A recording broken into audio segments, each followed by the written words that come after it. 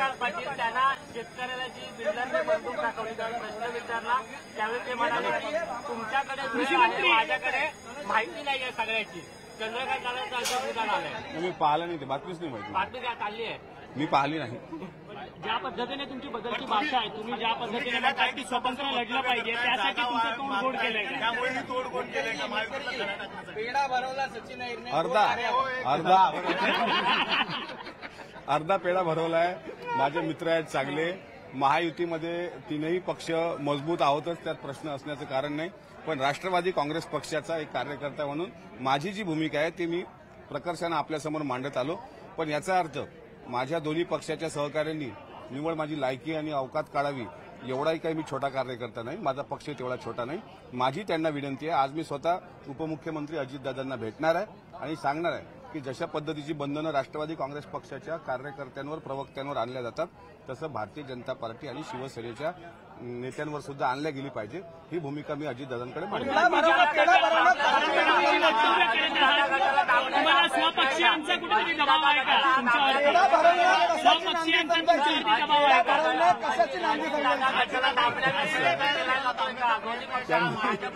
त्यांनी पेढा चुकीच्या जागी भरवला आहे, त्याच्यामुळे याचं काही राजकारण करू नये.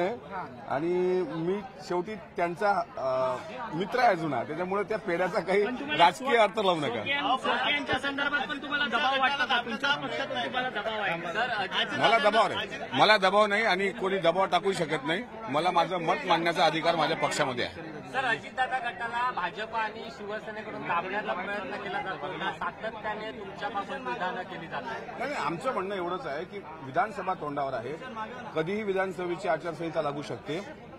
राष्ट्रवादी काँग्रेस पक्ष हा प्रादेशिक पक्ष म्हणून सर्वात मोठा पक्ष आहे.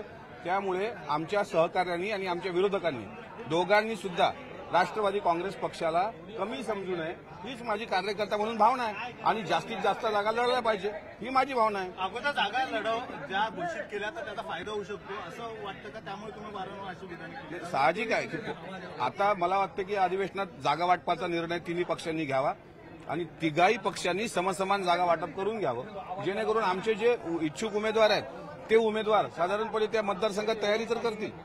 समसमान म्हणजे किती? 288 भागीला 3 इज इक्वल टू. समसमान नाही झालं तर मग काय भूमिका? आता ते वरिष्ठ नेते ठरवतात. आमदार आहेत, भाजपकडे जास्त आमदार आहेत, त्यामुळे समसमान होतं असं वाटतं. नाही, आता असं आहे की काही नेत्यांनी भाजपच्या असं म्हटलं की मिटकरींनी मीडियाच्या समोर हे बोलू नये आणि मीडियाच्या समोर जागा वाटपाचा प्रश्न सांगू नये असं काही लोकांचं म्हणणं आहे. त्यांचा मान ठेवतो, पण मीडिया समोर नाही, पण ऑफ द रेकॉर्ड तरी सांगा. आमचं म्हणणं असं आहे की 105 जागा मागच्या काळात भारतीय जनता पार्टी लढली, यावेळेस त्यांचं मिशन 180 आहे, म्हणजे त्यांना स्पष्ट बहुमत हवंय. मग 180 मध्ये उरलेल्या ज्या 108 जागा आहेत त्यात आम्हाला किती मिळतील एकदा क्लिअर झालं पाहिजे, त्याच्यानंतर मी माझी भूमिका मांडेल. रोहित पवार म्हणतात की किती झालं तरी महायुतीमध्ये भाजपच मोठा पक्ष असणार आहे आणि भाजपच्या खाली शिवसेना आणि राष्ट्रवादीला दबून राहावं लागणार आहे.